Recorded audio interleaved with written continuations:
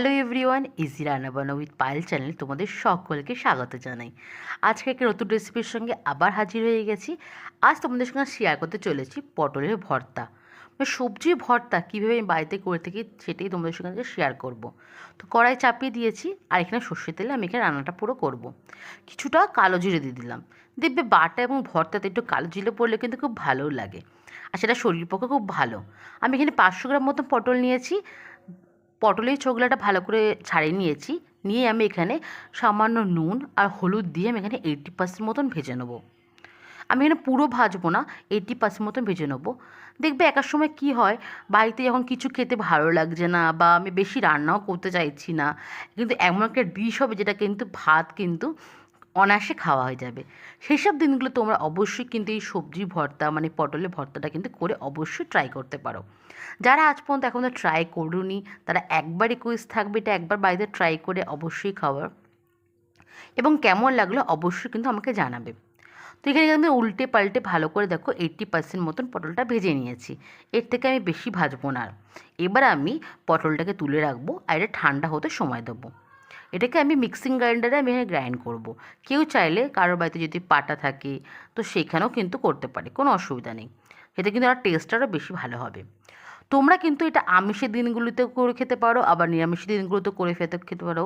তো নিরামিষ দিনগুলোতে খাওয়ার সময় কি করবে, পেঁয়াজটা দেবে না। তাছাড়া তোমরা এই পর্যন্ত যেই পর্যন্ত হয়েছে রান্নাটা সেটা তোমরা যদি পেস্ট করে নাও তাতেও কিন্তু সুন্দর লাগবে। কিন্তু আমি এটাকে একটুখানি আমিষভাবে করেছি। আমি এবার যেটুকু তেল বেঁচে থাকবে তার মধ্যে একটু পেঁয়াজ আর লঙ্কা ভেজে নেবো।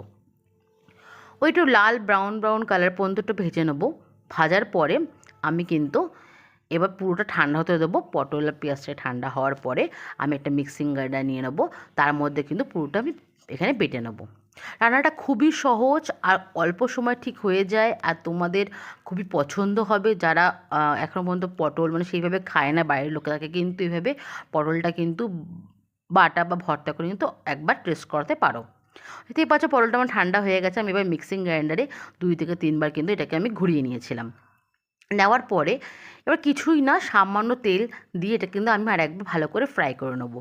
যেহেতু দেখো আমরা আলু ভর্তা খেয়ে থাকি, কখনো কখনো ডিম ভর্তা খেয়ে, সেটা কিন্তু আমরা সিদ্ধ করার পরে ডিরেক্ট আমরা মেখে নিই। কিন্তু এটা যদি সবজির ভর্তা সেক্ষেত্রে একটুখানি ডবল 2বার করে তোমাকে এখানে ভেজে নিতে, তার একদম টেস্টটা খুব ভালো আসবে।